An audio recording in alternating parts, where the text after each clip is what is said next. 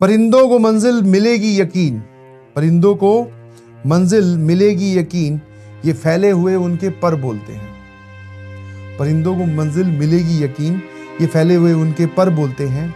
अक्सर वो लोग खामोश रहते हैं, अक्सर वो लोग खामोश रहते हैं जमाने में जिनके हुनर बोलते हैं। तो अगर आपको कोई साइलेंट टाइप का बच्चा दिखाई दे और आप उसको ये समझ लें कि ये तो बेचारा डम्ब है, इसको कुछ नहीं आता, इसको पूरी दुनिया में मॉडर्नाइजेशन नहीं पता होगा, इसको कुछ पता ही नहीं है कि क्या चल रहा है दुनिया में, क्योंकि वो बोलता नहीं है, तो घबराना मत। जब रिजल्ट आएगा तो फिर वही माइक पकड़ के बोल रहा होगा और आप लोग सुन रहे हैं। खामोश रहकर पढ़ाई करते रहें और अपने हुनर को बोलने का मौका दीजिए। Really salute to all of you, salute to your dedication. बहुत मुश्किल होता है इस छोटी सी उम्र में इतना कंसिस्टेंटली रहकर पढ़ाई करना, तीनों सब्जेक्ट मैनेज करना, सारी चीजें अटेम्प्ट करना। This is very difficult. बोलने में आसान है, कोई भी बोल के जा सकता है कि बेटा करो करो करो, बट यस, सामने जो बैठा है बेटा या बेटी वही जानता है, उसका मन ही जानता है कि ये करना कितना मुश्किल है। प्लीज चलते रहिए, घबराइए बिल्कुल भी मत, समझ में आया? ठीक है, आप सही रास्ते पे हैं, आप सही रास्ते पे हैं, रुकना नहीं है, समझ में आया? कुछ भी हो जाए रुकना नहीं है, बस यही एटीट्यूड, यही चीज हमें जिंदा रखती है और यही चीज हमें से रैंक दिलवाती है। और एक छोटी सी बात और बोलना चाहूंगा कि परेशान होकर तैयारी कभी भी नहीं करनी है। किसी भी मूवमेंट पे आपको लगे कि थक गए हैं, परेशान हो गए हैं, फेड अप हो गए हैं, सब चीजें अच्छी नहीं लग रही हैं, तो टेक ए छोटा सा ब्रेक। बिल्कुल ब्रेक लीजिए, कोई दिक्कत नहीं है, 1 घंटे का, 2 घंटे का, आधे दिन का, बिल्कुल। बट जब वो ब्रेक लो तो cut your self from studies, पढ़ाई से बिल्कुल कट कर लो। जो आपके मन की इच्छा है ना, सर मूवी देखनी है, देखो भाई, बिल्कुल देखो, क्या दिक्कत है? सर मुझे तो गेम खेलना है ऑनलाइन, देखो। बट वो जो गेम खेलना स्टार्ट करो ना, ध्यान रखना ये आज के ब्रेक के लिए ये बोले, रोज नहीं खेलूंगा।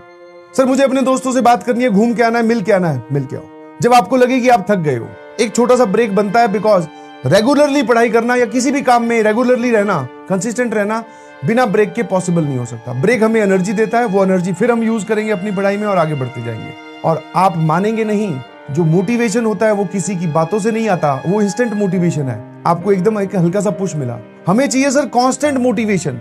तो कांस्टेंट मोटिवेशन आपके द्वारा किया गया कार्य आपको बताएगा आपने कितना काम कर लिया है। अब जो बच्चा डे 1 से रेगुलर है, थोड़ा बहुत बैकलॉग होगा डीपीपी का, किसी के नोट्स का या कुछ मॉड्यूल का, वो मैं मानता हूं, बट उसके पास कॉन्फिडेंस देखो ना कितना है। उसको ये पता है कि मैं इतने चैप्टर कंप्लीट करके आ चुका हूं, तो जो पीछे उसने काम किया है वो उसको आगे वाले काम को करने के लिए मोटिवेट करेगा। This is called as constant motivation. उसको इधर उधर यूट्यूब पे और कहीं पर भी मोटिवेशन सर्च करने की जरूरत ही नहीं है, क्योंकि किया हुआ काम ही हमें इतना मोटिवेट कर रहा है। भाई इतना कर लिया, इतना और करना है। तो प्लीज करते रहिए, बढ़ते रहिए। आप धीरे धीरे ग्रेजुअली ग्रो भी कर रहे हैं और ग्रेजुअली अपनी रैंक की तरफ बढ़ रहे हैं। और कोई भी ऐसी चीज नहीं है सिवाय आपके जो आपकी रैंक डिसाइड कर सकते। मैं अगर कल को बोल लूं, मान लो किसी दिन मुझे ही गुस्सा आया हो, मैं बोल दूं जा यार, कई बार ऐसे टीचर यूज कर लेते लैंग्वेज, तू गधा है, तेरा कुछ नहीं हो सकता, तो आपको मेरी बात भी इग्नोर करनी है। बोले ठीक है सर, आप हमारे टीचर हो, आपकी बात सुन ली, बट हाँ ये वाली बात हम नहीं मानते कि हमारा कुछ नहीं हो सकता। हम जानते हैं कि हमारा क्या होगा और हम क्या कर सकते हैं।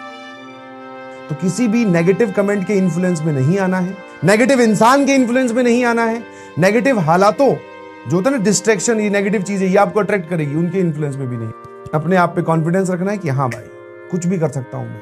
तो उन बच्चों का जवाब हम वहां पे नहीं दे पाते, बट हाँ इस प्रकार का जब कोई आपके पास में टाइम पीरियड फ्री आता है और उसमें जब आप मेहनत करते हो और अपनी सिचुएशन को जो पुरानी थी उससे और अच्छी और बेटर